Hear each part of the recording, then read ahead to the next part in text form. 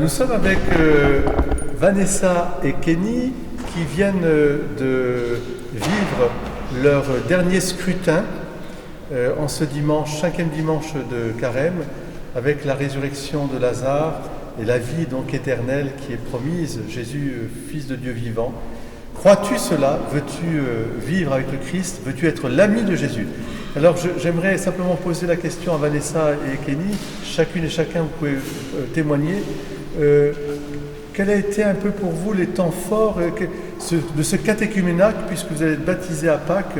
Qu'est-ce que vous diriez comme témoignage de ce chemin de catéchuménat que vous avez parcouru? Vanessa. Il y a énormément de choses à dire. Pour moi, les temps forts, c'est les temps de rencontre, tous les échanges qu'il y a pu y avoir entre nous et avec Nicole. Ensuite, il y a eu un temps très important quand on a été à Saint-Didier pour justement cette merveilleuse journée de prière et d'oraison. Ça a été très très fort et c'est une journée qui pour moi m'a encore plus rapprochée de Dieu. Et maintenant, à chaque fois que je viens à la messe pour prier ou pour écouter la parole de Dieu, c'est de plus en plus fort pour moi et j'ai très très très hâte de pouvoir me faire baptiser. Mais du coup, de même, pour moi, l'ensemble du catéchisme, déjà pour moi, ça ne s'arrête pas après ces 2 ans qu'on a passé à faire des réunions pour apprendre la religion, apprendre à prier.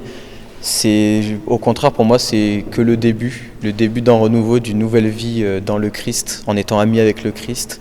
Et ces 2 ans, c'était magnifique. On a pu rencontrer tous les gens de la paroisse, des gens magnifiques, Nicole aussi qui nous a accompagnés.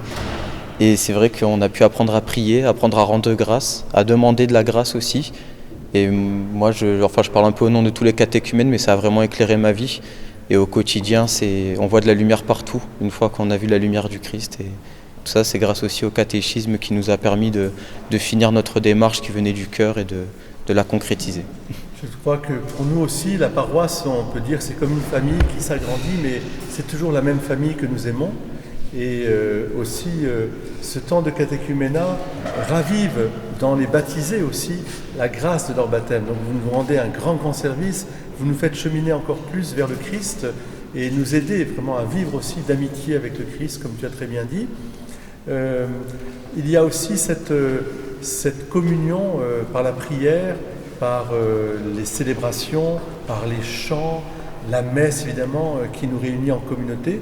Et aussi, vous nous avez dit aussi combien vous voulez aussi vous engager au service de l'Église, être non seulement, bien sûr, membre de l'Église, mais des témoins, c'est-à-dire témoigner par le service, là où le Seigneur vous guidera pour apporter aussi je dirais, la petite pierre à l'édifice de l'Église.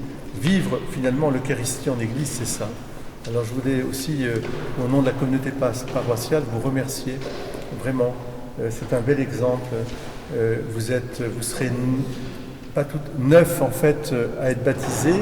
L'un des petits, lui, sera baptisé plus tard parce que son parrain ne peut pas être là. Mais ça va être une célébration extraordinaire.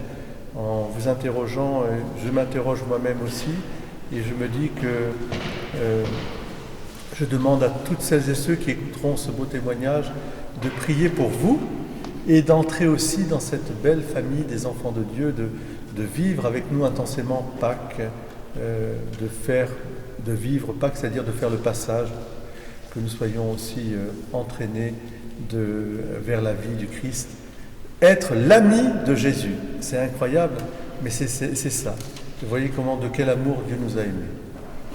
Merci.